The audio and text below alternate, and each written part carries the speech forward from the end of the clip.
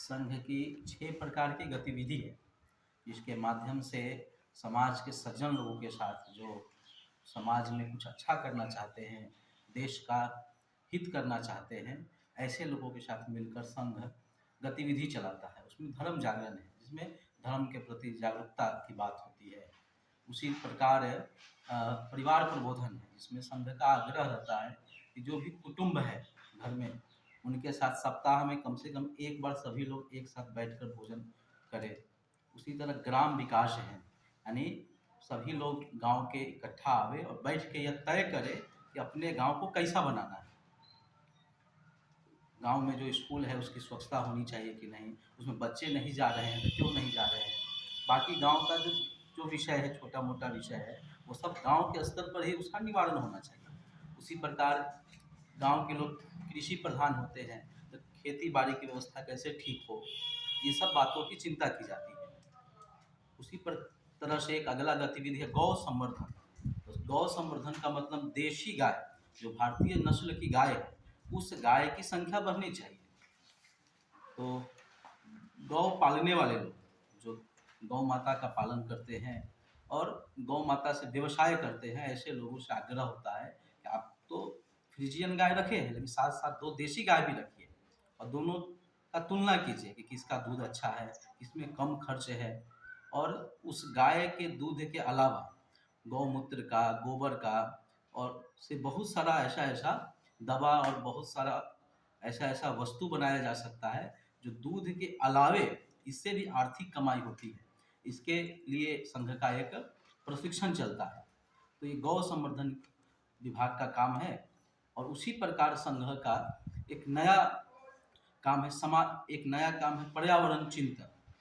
पर्यावरण एवं जल के ऊपर संघ की एक गतिविधि है, जो समाज से आग्रह करता है कि 3 प्रकार के पी के ऊपर ध्यान देना है। 3 पी, पेड़ अधिक लगाना है, उसी प्रकार प्लास्टिक का उपयोग नहीं करना है और पानी बचाना है। ये 3 पी का सिद्धांत है संघ का। पेड़ लगाना, प्लास्टिक नहीं उपयोग करना और पानी को बचाना है। उसी तरह संपूर्ण हिंदू समाज एक है। हम कहते भी हैं हिंदुः सोदरा सर्वे, न हिंदू पतितो भवेत्, मम दीक्षा हिंदू रक्षा, मम मंत्र समानता। कि कोई भी हिंदू पतित नहीं है, सभी हिंदू भाई भाई हैं। और हमारी जो दीक्षा है, शिक्षा है, वो समानता की शिक्षा है, समरसता की शिक्षा है। तो यह कहने भर नहीं रह जाए। समाज में जितने प्रकार की जाति व्यवस्था है एक है, लेकिन इसके बावजूद भी हमको उसको उसी रूप में स्वीकारना पड़ेगा।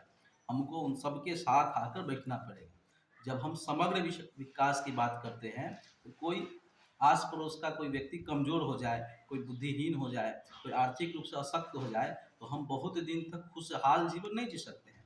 क्योंकि महाभारत में कहा गया है कि देश समाज में कोई भी अंग अगर कमज़ोर पड़ता है, तो उसका पूरा असर देश और समाज पर पड़ता ही है।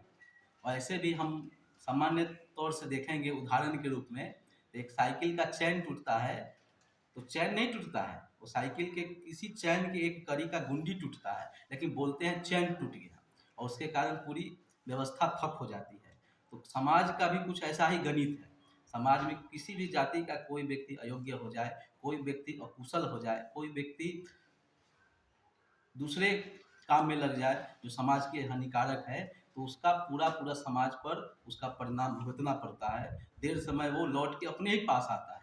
इसलिए संघ का आग्रह रहता है कि सभी समाज के लोग, सभी वर्ग के लोग आपस में समरसता के साथ बैठे और बैठ के विभिन्न विषयों पर जो अभी बताया गया है उस पर चिंतन करें कि हमारा देश कैसा हो, समाज कैसा हो, परिवार कैसा हो, गांव कैसा हो, वातावरण कैसा हो, खेत कैसा हो, पढ़ने वाले बच्चे कैसा हो। और इस प्रकार का एक समग्र दृष्टि संघ के प्रशिक्षण में देखने को हम सबको मिलता है। और संघ के स्वयंसेवक इन सब विषयों को लेकर प्रयासरत रहते हैं और शाखा के माध्यम से इस प्रकार की गतिविधि चलाते हैं। धन्यवाद।